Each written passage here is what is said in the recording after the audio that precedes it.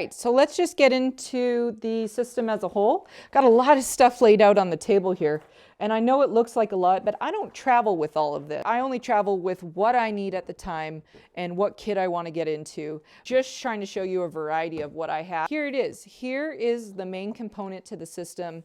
It is made out of, gosh, they're gonna kill me, but I believe it's like a type of silicone product. And honestly, it's super durable and super tough. I get asked a lot, how tough is it? How durable is it? Well, it is very durable. I have ripped a couple of these covers, but it's my fault. I have not stored them correctly, so it was my own fault. But believe these covers sell for, I think, about $79. I maybe buy, gosh, two every 2 years or so. Or I have 3. You know, I just keep a couple as a backup. I go on a trip with me. Here's the best thing. You can't do this with an Icolite or an Aquatech. I can just fold it up. I travel with them in a mesh bag. The mesh bag helps the rubber to breathe. I make sure that I rinse them off a lot. Notice there's a blue one. This is the original Outex system. This is actually for a big DSLR.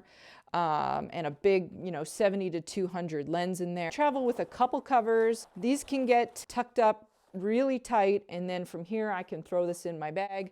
I can throw this in my checked luggage, and it folds down real nice. So these are the main components to the system. I'm going to talk about a couple other things here. Depending on what type of photography you want to do underwater will kind of depend on maybe what dome port you want to use, or flat port, or what you want to use in general. So there's 2 types of dome ports here. There's the 120 dome port and the 180 dome port.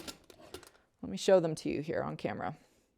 The 180 dome port and the 120 dome port. You can see there's a significant difference in size here. So you want to use a dome port and you're not really sure why you would use a dome port in the first place, and also which size to choose. They have a 120 port and then they have the 180 port.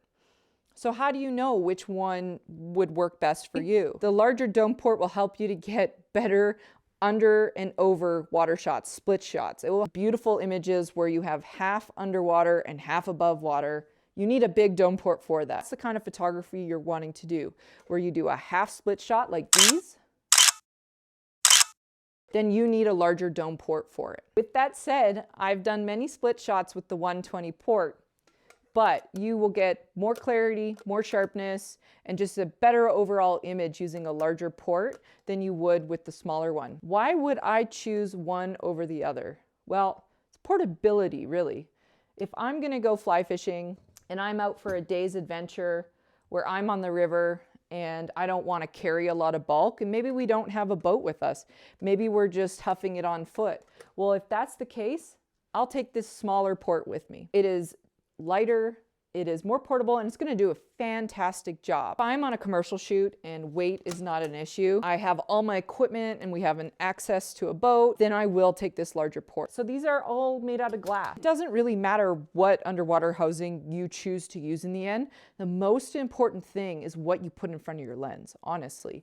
So if you're going to be going with this Outex system, know that they're using fantastic glass, and it really, really does make a difference. Let's say you're using the Outex system for something a bit different. You're not going to be using the Outex system specifically for underwater split shots.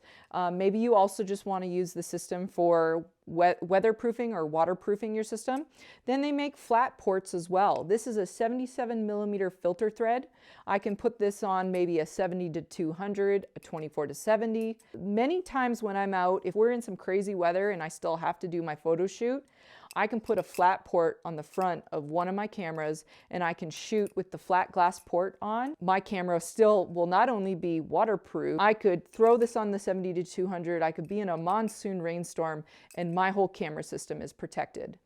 So these are the 3 main types of ports that Outex offers. And again, they're really beautiful. They're super nice glass. You won't go wrong depending on what you choose. And the best thing is you can buy a dome port and you can buy a flat port, have both in your kit. And if you need to switch it up halfway through, or if you needed to have 2 cameras rigged up, one for weather sealing and one for underwater diving, you could get it all sealed away with this Outex system.